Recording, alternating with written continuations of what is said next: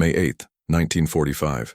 Europe celebrated the end of a bloody war, but in a small prison camp in the United States, a group of German women faced an impossible choice: return to a devastated country or remain in the land of their enemies.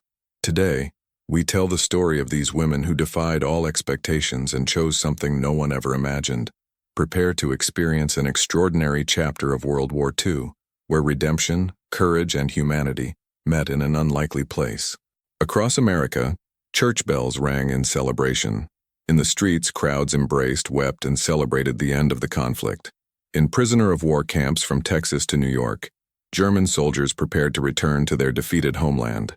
But in a small facility outside Fort Deans, Massachusetts, something unprecedented was happening. When American commanders announced to a group of German women prisoners that they were free to return home, many of them did the unthinkable. They begged to stay. These were no ordinary prisoners. They were members of the German Women's Auxiliary Corps, captured in the final months of the war in Europe, young women who had served the Reich in administrative, medical, and communications roles. Among them was Ingrid Brenner, a 23-year-old communications specialist from Hamburg, carrying a small leather diary that was her only connection to the life she had left behind. The first few days were tense.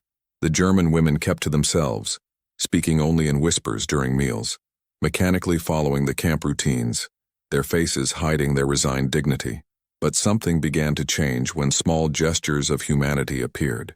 Private James Morrison, a young farmer from Iowa, noticed Anna Weber struggling with a persistent cough and, without asking permission, brought her an extra blanket and a cup of hot herbal tea. Anna looked at him in surprise, her blue eyes reflecting confusion at such unexpected kindness. Words of care and concern spread throughout the camp. Sergeant Robert Chen, the son of Chinese immigrants, began teaching the prisoners basic English, using gestures and drawings when words failed. Ingrid found herself fascinated by these improvised lessons and discovered a natural affinity for languages. More importantly, she began to notice something in American faces that contradicted everything she had been taught. Instead of hatred, she saw curiosity. Instead of cruelty, unexpected moments of humanity. Christmas 1944 brought the first major change. Captain Sullivan organized a modest celebration, allowing the prisoners to create simple decorations. Ingrid requested permission to sing German Christmas carols and also learn American songs. That night, 60 women sang before their captors, their voices harmonizing with musical precision. When they tried to sing Silent Night in English, the pronunciation was imperfect but the intention clear. Private Morrison wrote to her family, "I never thought I would say this, but hearing these German girls sing, I forgot for a moment that we were enemies." Conversations between prisoners and guards became more frequent. They began volunteering for additional tasks, not out of obligation, but out of a genuine desire to contribute. Ingrid became a translator and mediator, quickly improving her English and helping to build cultural bridges between the two groups. Meanwhile, disturbing news from Germany trickled in. Reports described concentration camps, systematic atrocities, and a level of horror most Germans claimed to have never known. Ingrid, reading the American newspapers, trembled at the revelation of what her country had committed. Other women, including Anna, wept silently, confronting for the first time the reality of the regime they had served. The spring of 1945 brought victory in Europe, but also profound uncertainty for the prisoners at Fort Deans. While the repatriation of male prisoners progressed, the situation of the 60 women remained uncertain.